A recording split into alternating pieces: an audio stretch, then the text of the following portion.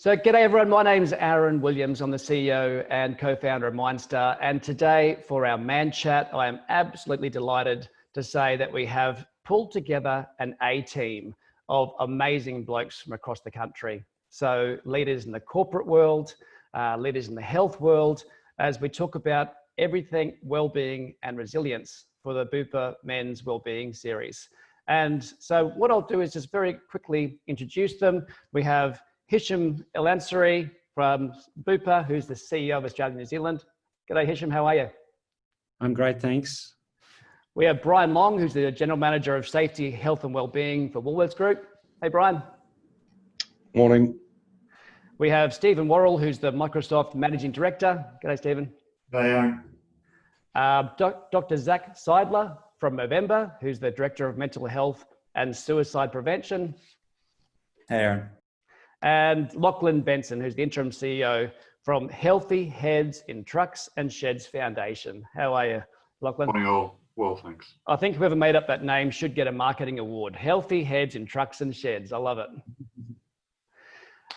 So let's just jump straight in. And Man Chat, as I said, is about well-being and resilience. And the first thing I'd love to do is reflect a little bit on 2020. I mean, 2019 was a difficult year for Australia as it was. You know, we had drought, we had a range of bushfires, we had corporate restructures and everything else. And people came into 2020 going, great, new year, bring it on, it's gonna be fantastic. And then we get hit with a global pandemic. So I suppose what we're seeing is a whole range of uncertainty. And in the mental health world, the old saying is, if you want to give someone a bunch of stress or an anxiety disorder, give them uncertainty. And you know, how much uncertainty do we have at every level of our life? So really, what I'd like to start, I'll start with you, Hisham, if that's okay. It's, you know, at this time of uncertainty, I mean, how has COVID-19 affected you personally, but or the people around you and the people you lead? Yeah, thanks, Aaron. I guess in the early part, taking my mind back to March, it felt like a little bit of a novelty. I thought we'd be out of the office for a couple of weeks and, you know, I didn't even clean my desk. I left the pot plants, I left everything there, and I thought I'd be back in a couple of weeks. And as the weeks unfolded and the months unfolded, it really started to become apparent that this was a fairly seismic change that was necessitating the need for us to really rethink how we work, how we connect with people, how we live and socialize.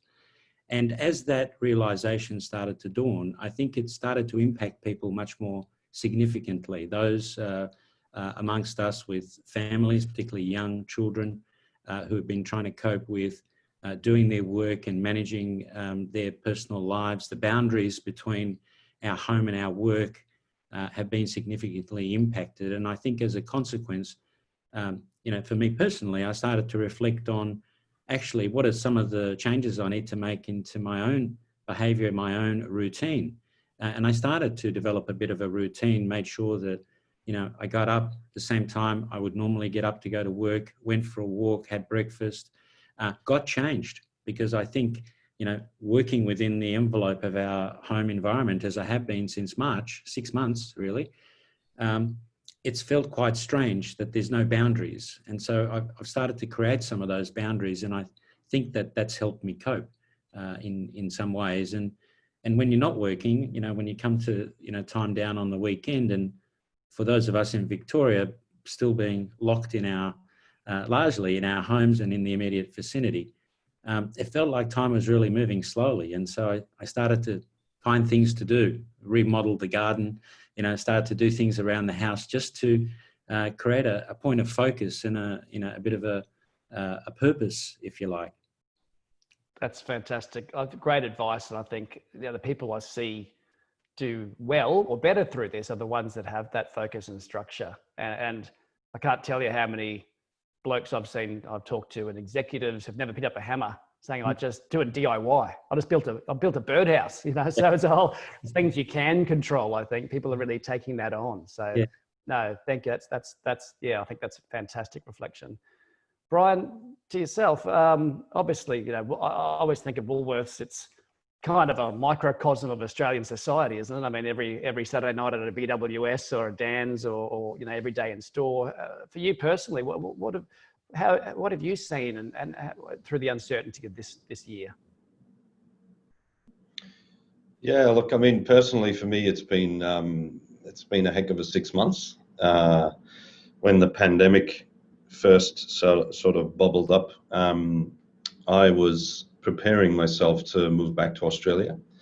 Having been in Europe for just under sort of a year and a half, successfully chosen to do the Woolworths role, and sort of just after Christmas, with the family, we were planning on how we'd do the move, and on the way over, maybe stop somewhere for a few days and get some sort of, rest in between and all that sort of stuff. And then, it really started to go off in Europe. And we literally had to drop everything, pack some bags and, literally kind of get on whichever flight was available to us and get back to Australia before borders started to shut and all those strange things. So, that sort of put it into context, in the context of the impact something like this can just have on what we probably took for granted right up until 2020. So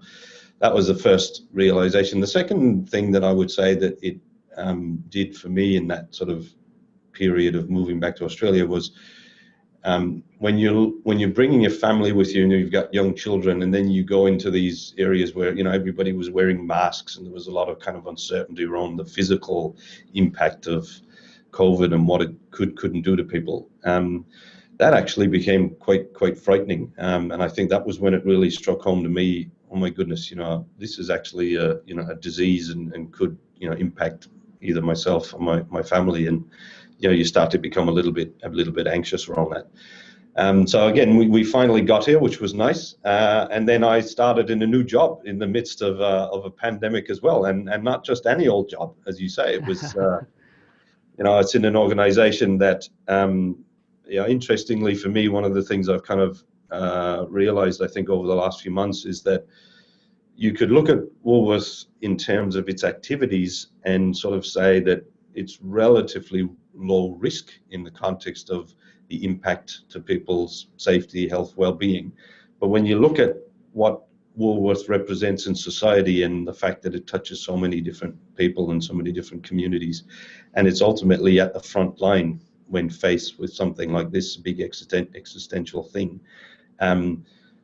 the impact of the world onto Woolworths is quite extraordinary. And so, if we don't build a resilient kind of model and resilience amongst our people, then we're going to have a lot of people struggling and suffering through this. So, for me, that was quite a big light bulb moment where, on one level, we're not that complex of an entity, but on another level, when you look at how the world impacts us, arguably Woolworths is one of the most complex entities in Australia right now. So resilience for us and building that resilient capability amongst our team, I think is probably the key priority for this group over the next couple of years. So they're probably my initial thoughts on 2020 and the impact of the pandemic. Yeah, very good. And I think two things out of that. I think you both mentioned reflection. I've probably never seen everyone so reflective. We work at a rate of knots, and all of a sudden we're all kind of, as an organization, as a leader, as an individual, reflecting on, wow, and some gratitude around that potentially as well about, where we do live. But I think resilience, I think especially as blokes, we often think of resilience as being bulletproof, but it's not. It's how you respond to adversity. So I think as we work with our groups and our teams, and it's how we respond to that adversity of what is an existential crisis. So, Stephen, what in that respect with uncertainty and resilience, and you obviously you lead thousands and thousands of people, you have thousands of partners, so there's obviously a huge scope you're across. What have you seen over this year? Yeah, I'd love to share a little there, but before I do, I just pick up on that word you used around gratitude. I think we've all been introduced to or reminded of how fortunate we are to be here in Australia, given our health system, our government, and well, many aspects of Australian life. Also great to hear Hisham's reflections. He's obviously been busy in the garden, but you can see he's also been busy with his mustache, which is looking fantastic. He's growing things at all levels. It's impressive. But look, my mum is in an aged care home that Hisham's team manage, and I don't know that I reflected on just how fortunate I am to have had the level of care that Hisham's team has provided. Quite frankly, to my mum, you sort of realise just exactly how important it is through a period like this. But also to Brian's comments about the role that Woolworths play. What an amazing organisation, and there are many, of course, across the country that have stood up and helped us. But you sort of have a deeper appreciation for the organisations and the people around you. And I suppose, Aaron, that's the reflection for me, for my team and my business, is that there's a very clear focus on well-being and each other. And I think that, if there've been positives that have come out of this period, and I think there are amongst all of the negatives, has been a reminder of just that human connection that we all have with each other as colleagues, working in a business, or with our clients, our partners in our supply chains, just how dependent we are on each other, and being reminded of that dependence, and then how important it is to be on the lookout for each other at a very personal, human level. And as odd as that sounds in a corporate context, because as you say, as maybe as male leaders, but maybe more broadly as corporate leaders, there's that focus on results and delivering performance. And that's not gone away. In fact, that's one of the greatest tensions, I think, that we're now trying to manage through. I think we've also reconnected with just how important it is to acknowledge that business has always been about people first, and all of the other aspects second. Getting that balance right is difficult, we know, but that's a conversation that we have all the time inside our business because of the pressure and anxiety that our teams are feeling, the pressure and anxiety our customers, our partners are feeling, and connecting with each other has just come to the fore as the most important thing for us to acknowledge at this time. Yeah, thank you for that. Thank you for that personal reflection, because I think so many of us have been touched by this. I've got a 16-week-old nephew across the border who I've met once when he was born preemie in the hospital, and haven't seen him since. And I've got brother-in-law and sister-in-law has been stood down from work. I think we've all been touched by it, even in our role, if we're not, if our job's secure, and but usually someone close to us is going to be affected, and will be affected over the next 6 to 12 months. And I think that's with the people part. That's what I'm hearing people say, that we miss each other. And that does surprise you, especially in the government world, in bureaucracy in Canberra. They say we miss each other, So I think it is that people connection that we can do through technology, but obviously there's that face-to-face thing that's missing. And I 100% agree about gratitude. I live hand on heart. I do this every morning. The Dalai Lama says you should start every day. You wake up, open your eyes, and say, open your eyes and go, I'm lucky to have woken up. I'm alive. Because you are, because one day you won't wake up. I have and I saw that through my grandmother who died in January, and for the last 10 years of her life, sort of woke up every morning and opened her eyes and went, wow, I've got another day on the planet. How fantastic. So, I think I have a beautiful life. And the third is, I'm not going to waste this day. And I think that gratitude piece is so important at times of crisis, because we still have a beautiful life. We still live in a beautiful country we're so lucky compared to so many across the world. So I think that perspective is just so positive and healthy. So thank you, Stephen. And we'll go to our mental health expert, Zac. What are you seeing? And I suppose from your clinical gaze, what are you seeing, and what are some of the things that maybe are working that people are using to help them with that perspective, especially people in lockdown or through difficult times? I love what the other guys have said around the fact that this has been a time for reflection and flexibility and pivoting, the words of 2020. I've been waiting for this forever. This is prime time for us. Thankfully, we now get to have some much needed change, across the corporate world, but across government, everyone is starting to realise the importance of togetherness and camaraderie and understanding that we're nothing without each other.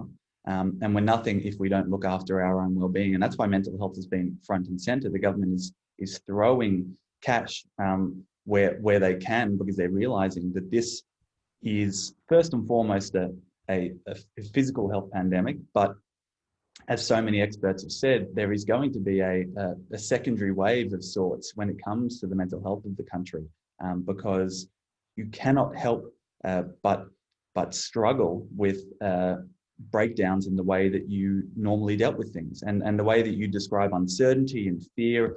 All of that has been hopefully counteracted by the camaraderie, the togetherness that existed at the start of this thing, that I think really bolstered everyone. It was protective. It was really helpful for so many people.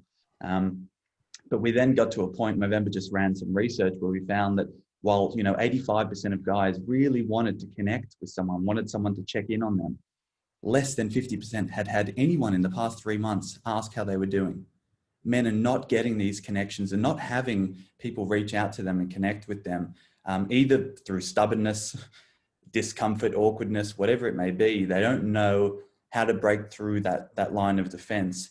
And so lots of guys are sitting around isolated and lonely, and those are serious risk factors for mental health and suicide. And so what we want is to give you those words. And we created something called Movember Conversations, which is an online tool where you go and it literally walks you through. If the guy says this, if he's denying there's something wrong, if he told you he's drinking way more, but suddenly he's now fine, what to do, how to start those conversations, because we need to be reaching out to guys and breaking down those defenses and whatever else is going on for them, because that return to normal, which is expected to come, hopefully, in the next couple of months, is actually really, really going to be the crux of the issue.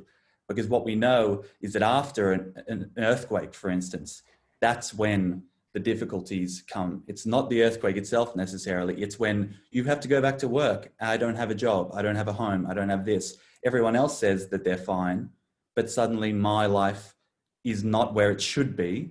And so I can't compare to the other people. And we're left with this disconnect between some people and others. And we need serious compassion, empathy, and support through the next couple of months to bolster our mental health system and to make sure that guys across the corporate world are ready to continue on in whatever that new world looks like. Yeah, I think that's an excellent, reflection. And I think what you mentioned, but I don't think it's been talked about enough, is under the noise, I suppose, or the focus on COVID-19, all those social issues which we're seeing amplified and increasing, everything from the alcohol use to, online gambling, to domestic violence, to all these things that the research is talking about a doubling in prevalence of mental illness. And I think University of Sydney said something like 750 more suicides every year for the next 5 years. I mean, that is just astounding. So I think it's absolutely that. And I think for blokes, you make a really good point. I'm lucky enough to do some work with Gus Worrall, who did the Man Up series in ABC, and he's a legend. And he talks about every Aussie bloke, every Australian bloke, man and woman, but especially blokes, should have two mates that they can just call up at any time and just go, I've had a shit day. Just absolutely just have someone. And because often, like you say, these men don't talk about real things to their other mates. So I think if we can start that happening, it is a huge protective factor, isn't it? And I'll take that. I mean, all of your reflections, but I think it kind of, to me, goes, I think something that I'm obsessed with is that leadership, I suppose, and that psychological safety within an organization. So I'll start with you, Lachlan, but I'll sort of go around the group if anyone has any comments around what's the role of leadership here, and how can our leaders, really, really step up at this time? Obviously, all the organizations are, and I see it, but it's kind of, I think, a really interesting conversation to go. It's a tough time to be a leader. And I have leaders saying, I've pulled so many rabbits out of a hat, I haven't got many rabbits left. So Lachlan, what are your thoughts on that? Yeah, thanks for that, Aaron. And just, probably endorse some great words from Zac there, particularly, coming from the logistics sector. We have quite a, predominant of blokes in our sector, and that conversation piece is really critical.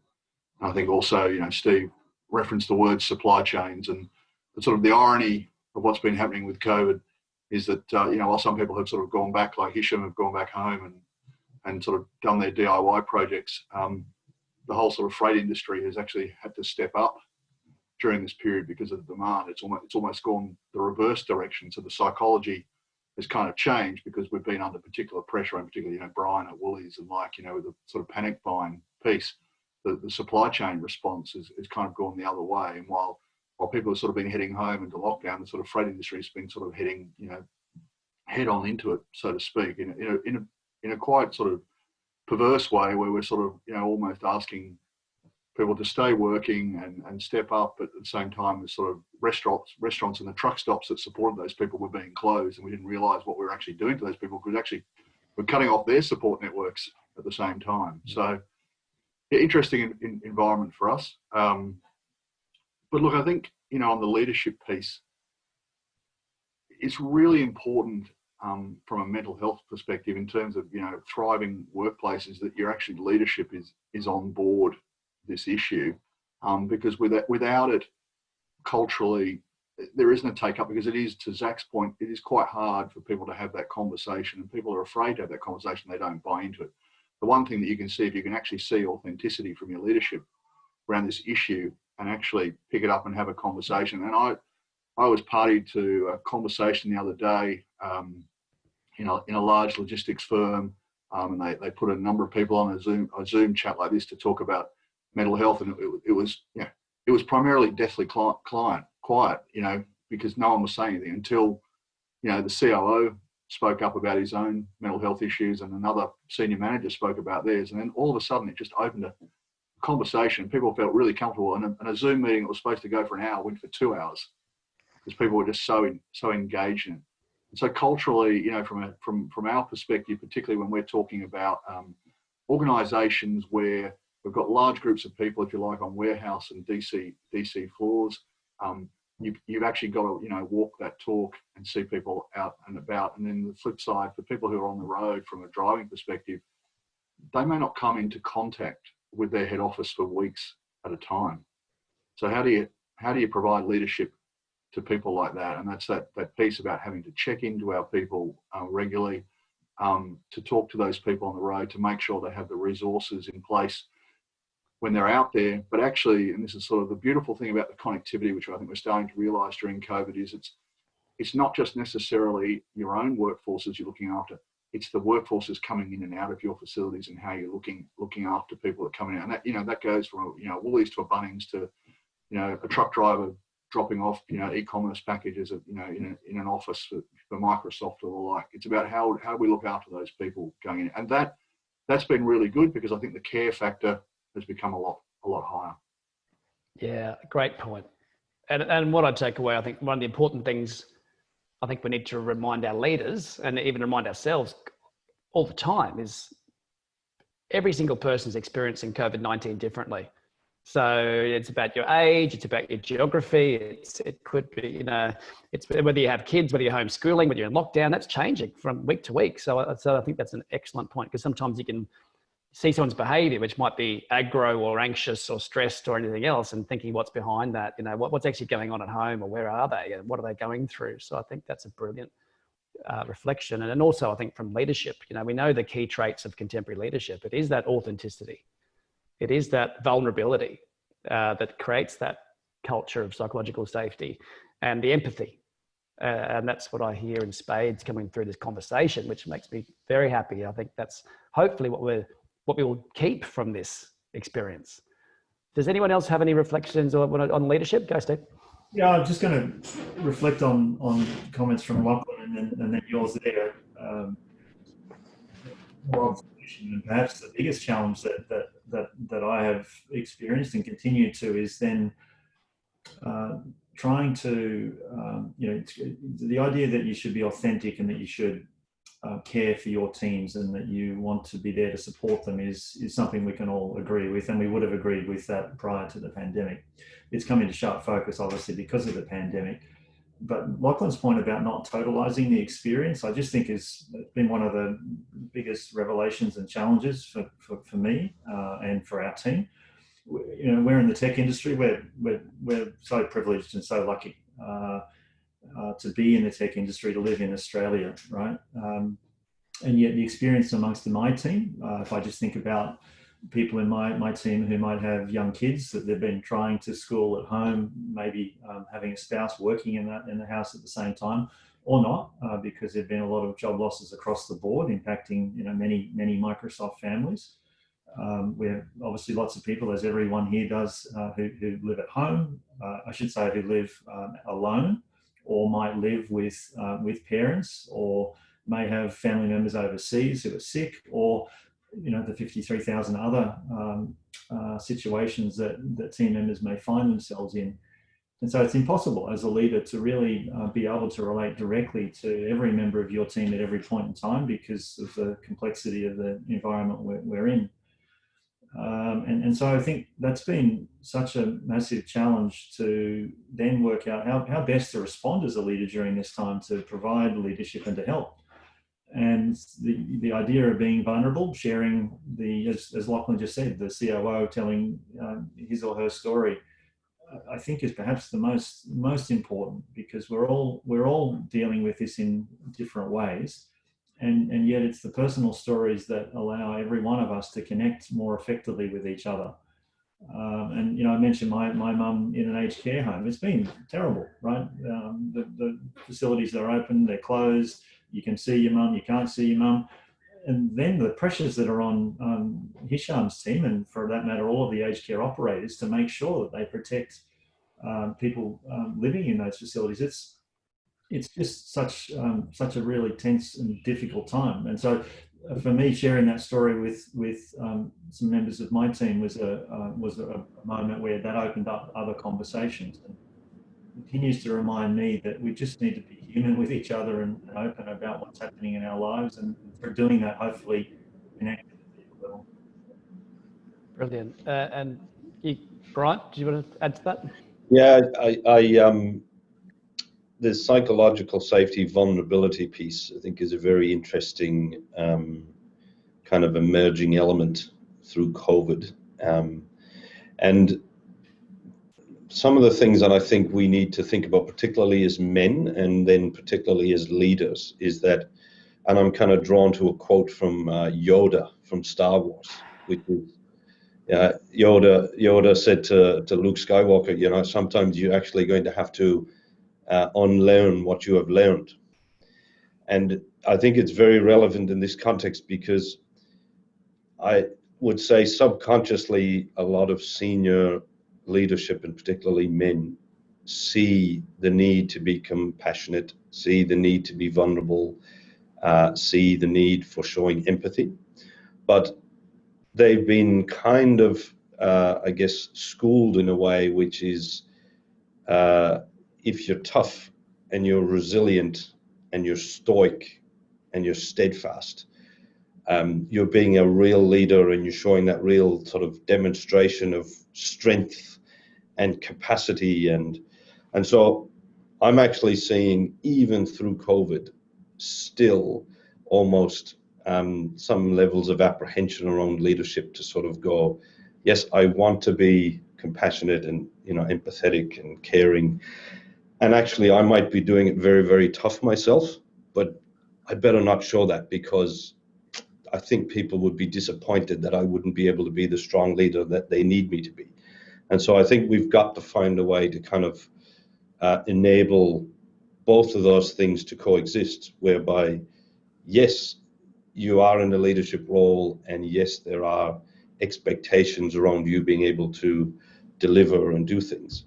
But being vulnerable, showing your own sort of lack of, I guess, stability in times of crisis is okay. And we can live with both of those things. And in there will be times where being vulnerable like that is the best form of leadership that you could show, because, to your point, you will create a psychologically safe place such that others could step in. And I think there are people still grappling with that, notwithstanding that consciously or subconsciously they get that they should be that, but there's a lot of stuff that's learned there that is difficult for people to let go, and there's social constructs and there's other things, particularly in the male context, which mean that I've got to be strong. I've got to show that strength. So that's going to be something that we all need to kind of lean into and unpack, I think, as we develop out of this, because 100% agree with everybody. Vulnerability is a gift to your team that a leader should be thinking about, but we have to equip leaders to be able to be vulnerable as well. And I think at the moment there's still a couple of people, or there's a few people that are struggling in that space. I agree, and I'll throw to you a second, Hisham. I think, it's almost permission. I think sometimes that reprogramming and some of the most fascinating leaders research, I think, comes out of the US Marines, who aren't known to be particularly huggy, cuddly, kissy kind of blokes, but they found that the best leaders in the Marines were the ones who were authentic, vulnerable, empathetic, and I think that's huge. And I was blessed enough to do some of the debriefs with executives through the bushfires, and that's what I heard loud and clear. People who were quite, who stood up and were quite traumatized, but would say they reflected on pre-bushfires and went, you know what? I realized I got so caught up in the operational side of it, the numbers side of it, that I actually didn't know what any of my team was happening in their private life. How did I become that sort of leader? How did I become that sort of man? That's not who I ever wanted to be.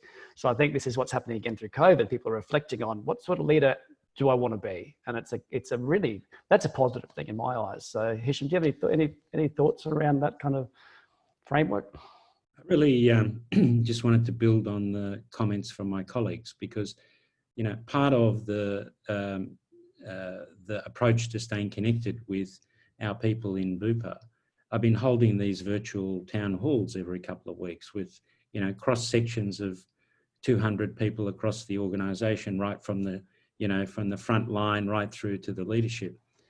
And interestingly enough, the number one question that I get when we open up for Q&A is from people keen to know how I'm doing and how I'm feeling. And I very quickly realized that to be real, to keep it real, to sort of say, well, you know what, I'm grappling with this too. I have good days and I have bad days. And in those bad days, I look for, energy and support from my team, from my, direct colleagues, just like everybody else. And that there's no magic bullet. I'm not sailing through this, on the top of a wave. And it's okay to have good days and bad days. And it really surprised me just how much that resonated with people and gave them permission to sort of then open up and talk to their own situation and their own needs. And there's, of course, things we can do as leaders to help support the flexibility that we can create inside the organisation in terms of how people work, where people work. But some of our people don't have the choice. I mean, we've got 4,000 people working from home in all sorts of different situations, but we've got, more than 15,000 who are frontline care workers. To Steve's point, they're rocking up every day, catching public transport, going to support our elderly citizens. And, I take my hat off to them, because many of them during times of crisis, and particularly here in Victoria, where we've had a number of our homes with positive COVID cases, they're going to work knowing that they're exposing themselves to getting sick and potentially exposing their families. And it's, they are real heroes of what the period that we're going through. They're our healthcare heroes, showing up every day and delivering for our people and for our customers at their own risk of safety. And I think, we've had tremendous storage of courage and determination. I'm really, really proud of how people have navigated that. That's very powerful. I think we need to keep reminding ourselves of the human cost or the bravery, I think, of the front line, because often that's overlooked in the politics of it all. And I think it comes back to some of the comments you made at the beginning about that, the new challenges that we are faced with in the workplace. And the old saying is, every single working Australian needs to ask themselves two important questions, two hard questions. How am I showing up at work? And how am I showing up in life at home? And in a perfect world, the two shouldn't overlap. But of course, now it's pretty hard if you're in your spare bedroom, and the difference between home and, or work and home is turning off your laptop. So we've lost a lot of those buffer times between, the drive to work, going to the cafe in between meetings. I mean, I don't know about you, but it's back-to-back Zoom for me, pretty much 10-hour days, so some of that, managing some of that, and people are exhausted. So I think that's a really good point. No matter what industry you're in, how do we adapt to this new way of working and living? Zac, any tips or thoughts around that as some really practical tools for people watching that they could implement to do something about that? For sure. I want to start by focusing on that word bravery that you spoke about. I think that this is a reckoning for leadership. It's a teething process. And I think that all of the guys here today are focusing on how uncomfortable this can be when they're trying to balance that age-old traditional masculinity, which says that you need to be stoic and strong and uphold your, restrict your emotions at all costs. And then on the other hand, I need to be vulnerable and compassionate and empathetic and open to discussing my emotions. It's going to take time. It's going to be uncomfortable for everyone to try to balance that. But in thinking this through and working on it, naturally, the flexibility is the key for everyone, I guess, in all senses of the word. So when it comes to tips around dealing with this new balancing of who am I, because lots of people are as well, because we're on Zoom and our lives are suddenly interacting, and that old BBC video where the guy's on an interview and his kids are running in is our whole life now. That's just how it's working.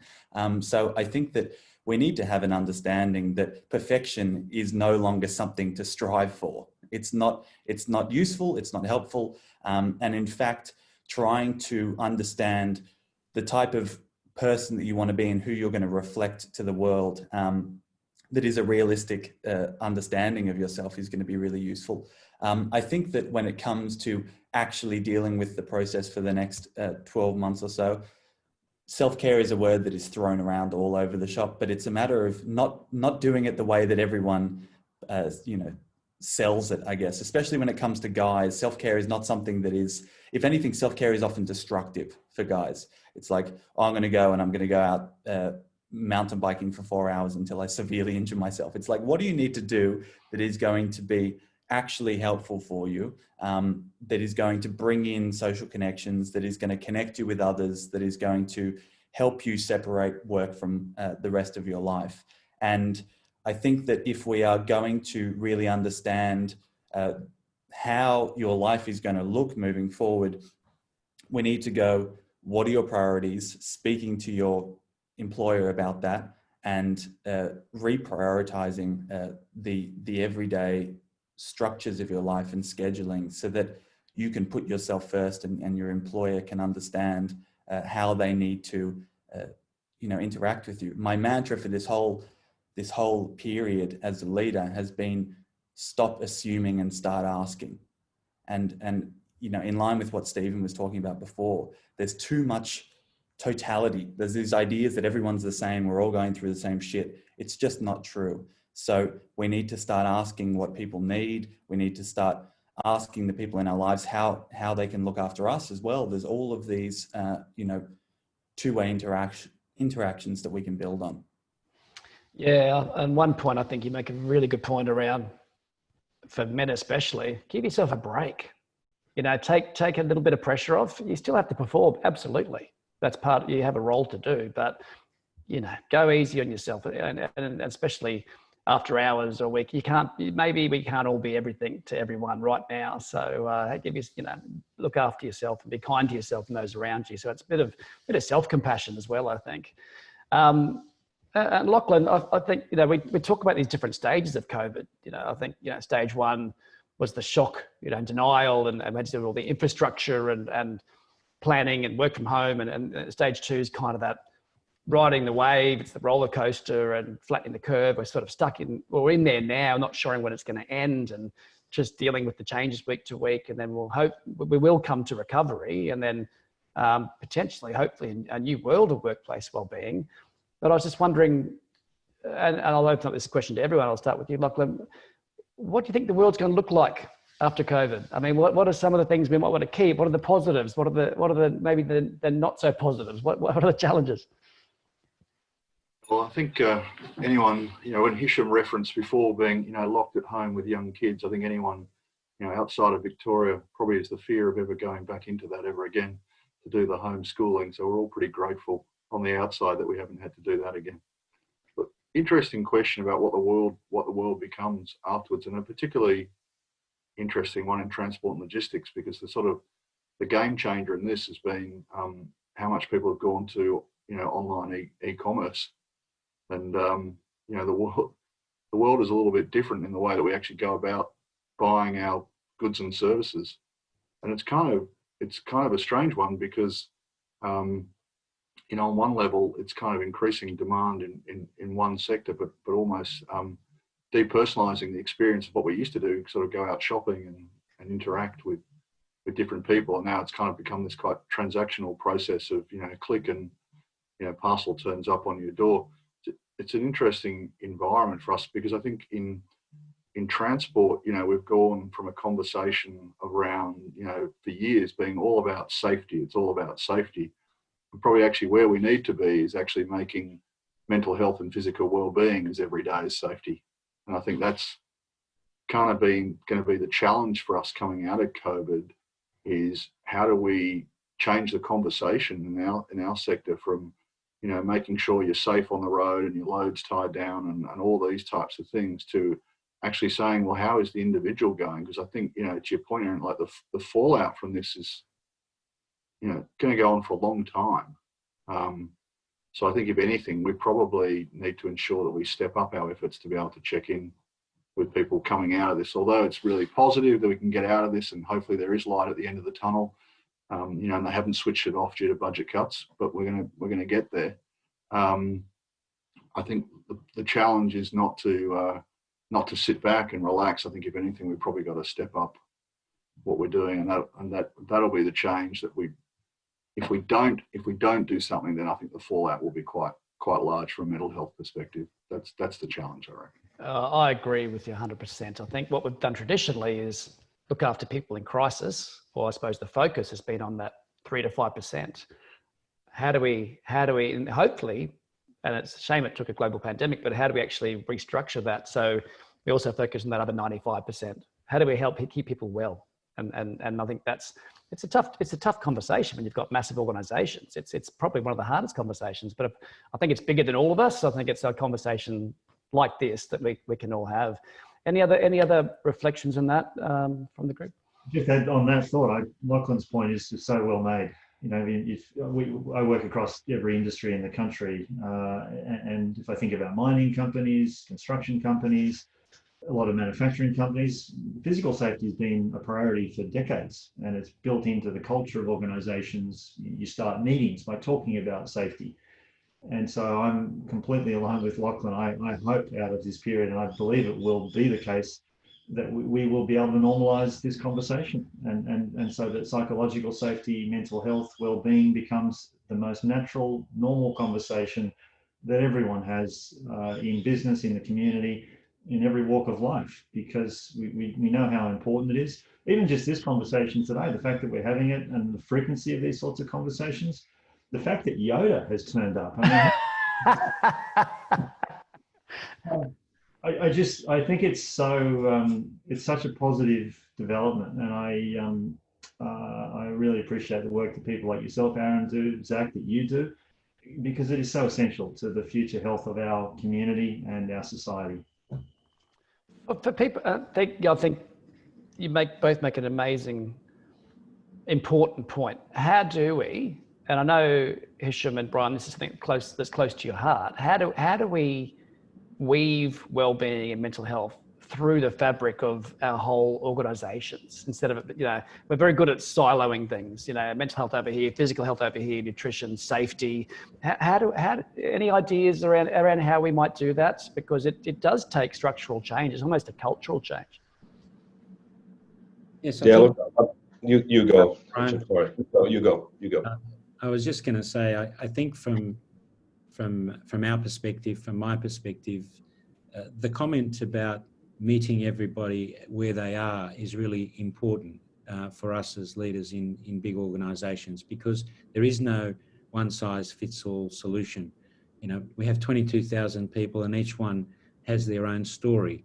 And I think what we have to get better at is listening and making available a whole array of possibilities and choices that enable them to accommodate and manage their life within their broader circumstances, their work life and their personal life. And I think, you know, the number one thing there is about flexibility. And that's something that, you know, we won't be going back to the pre-COVID world, is my view. The world has indelibly changed. And the world we're going into is a world where people, I think, are much more conscious of the relationships they have, the importance of connection, the importance of family, of friends, the importance of how they choose to live their life. And as employers, I think it's really important for us to recognise that we need to meet them, you know, halfway in that endeavour, because to have a productive and engaged workforce is to ensure that the totality of their life is satisfying our people. And I think, you know, when it comes to working from the office and the flexibility around that, all of us are being challenged to think the operating model that we've grown up with and we've gotten used to is no longer relevant in the world that we're living now and the world that we're heading into. And that includes things that Lachlan mentioned, that consumer buying patterns are changing, the way even what is important to them to consume their hard-earned dollars is changing. And I think that's a good thing.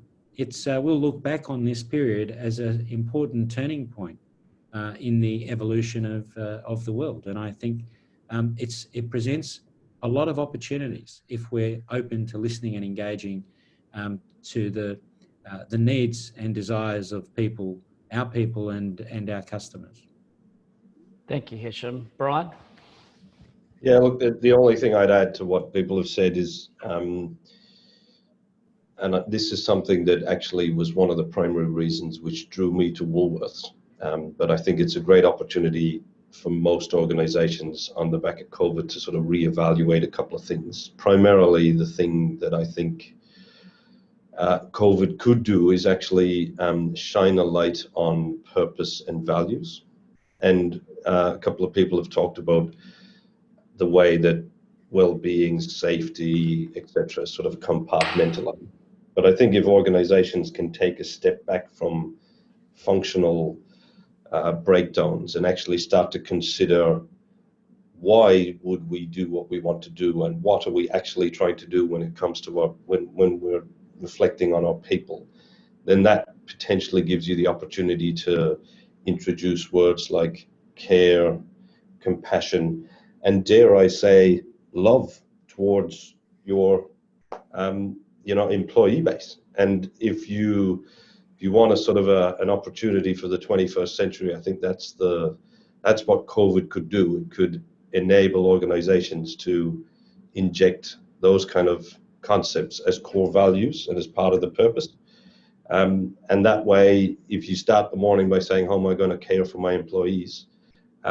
You're compelled to look after their safety, their well-being, their wellness, flexibility, etc., just by asking those kind of questions. So I think that's, for me, the kind of unlock with COVID. It's really the manifestation of care and compassion through what you do. And that's what we've all reflected on, I think, today. You know, the amazing human demonstrations of care and kindness and just, love to fellow person. That's what has just blown people away through the depths of the pandemic. So we can't lose that. We've just got to keep that going. That's what will be our North Star, I think. I find that, very inspiring. And I think I'll take your love and I'll raise you also with joy. I think I've been running around the country for the last couple of years talking about joy. People think I'm a bit strange, but even Harvard Business Review last year did a huge article on joy and how we've lost joy in the workplace. and how joy is connected to innovation, creativity, engagement, productivity. And this is one of the things when I work with leaders and executive wellbeing coaching, one of the first things I ask them is, what do you do for joy? And I'm astounded at how many people say, oh, I used to run, I used to, play chess, whatever I used to, 10 years ago. There's joy. So I think that kind of love and joy in the workplace, it sounds bizarre, but it's essential, I think. So thank you. I think I'm mindful of time. So what I might do is just absolutely just go around the circle, go around everyone and just any last comments you want to make, just to finish off. I'd just love to point out Yoda and love in a morning conversation is beautiful. Glad to have it. But I think that one thing that I've tried to stress is that always as a psychologist, I always say, I don't want to see you in times of crisis. That's the hardest time to do anything. I want to see you when you're well. And so we should be having these conversations when people are well, because that's when you can build on their skills. That's when you can teach them something. When somebody is down in the depths of depression and they can't get out of bed, it's very difficult to give them skills. You need to get them out of bed to start with. So to have these conversations in your workplaces, when people are feeling on top of the world and they can take in this information, internalize it and go, how am I going to connect with others around me? And how am I going to find a way to build up my coping and resilience over time? That's what we need. We need to do this stuff all year round. It's not about mental health. It's just about being a human being. And so that's what all of your organizations seem to be doing so well. And I hope that we do take that forward. And it would be remiss of me not to say that in a couple of weeks, the best conversation starter is Hisham's moustache. Get it growing. Hisham, as the best moustache among the panel, do you want to have any comments around that? Look, thank you. Thank you very much for that. I've really enjoyed the conversation and the dialogue. I think, as I said earlier, we're at a turning point for all of us. And, people are craving meaning in their lives. And some of the fundamentals, human beings have always craved meaning and purpose. And I think it's a great opportunity for us to provide that connection for them in what they do, in how they work, in how facilitating how we connect with each other on a much more real basis. And all of that is going to fundamentally underpin our health and well-being as individuals, but also as collective citizens of this great country. So thank you very much, everyone. I've really enjoyed the discussion today. Thank you, Hisham. Lachlan, did you want to make a last comment? Yeah, just to pick up on Zac's point. Look, I think it's a fantastic point. Let's move away from the conversation about the 1 in 5 or 1 in 3 people with have a mental health issue. Let's move to the 5 in 5, and really that goes onto Brian's point about let's look at this holistically. We need to engage on this on so many different levels, and about it's not just safety, it's well-being, it's physical well-being, it's all these things. But let's try and build that resilience up before we sort of go down the rabbit hole, so to speak. And the key to that is to get out there and engage on it and make these structural changes now. Let's use COVID as an opportunity to do that. I think that's the key message from me. But thank you very much. It's been a great chat from everyone. Thanks, Lachlan. Steve? I'd just say how much I've enjoyed it, Aaron. So thank you for organising it. Have learned a lot. It's been wonderful to hear comments from the gang. So thank you so much for pulling us together. Absolute pleasure. And last, we'll finish with Yoda. Yeah, I think topping love and Yoda would be very difficult. So I might just let it there and just again echo everybody's words. Great chat, and thank you, Aaron, for engaging us and giving us the opportunity. And yeah, all good. Oh, look, I think I just want to thank you all so much. I mean, the fact we could bring together 5 of the busiest men in Australia all at the same time to talk about this subject says everything to me of how important this is and how you're all prioritising it. And as we were chatting, I was sitting here reflecting, thinking I wish I had an hour with each of you to actually talk about this, because there is so much to unpack and to work through. And this is such a time of massive change. But yeah, as the father of 2 young boys, I don't think I've ever been more proud of this conversation of men and of corporate Australia. And if we can operationalise the philosophies and the ideas and the change that we see, this is absolutely a time in history that we'll look back on fondly, I hope, as well as obviously acknowledging the challenges we've experienced.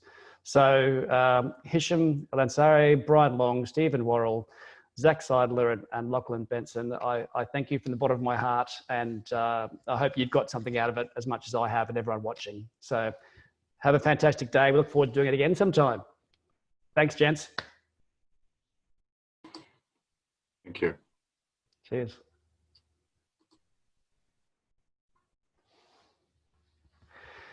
So thank you all for joining us for the Man Chat, the Leaders Panel. Yeah, I thought it was an amazing conversation between men who touch millions of people across Australia every day. And I took nothing out of that but inspiration and hope for the future.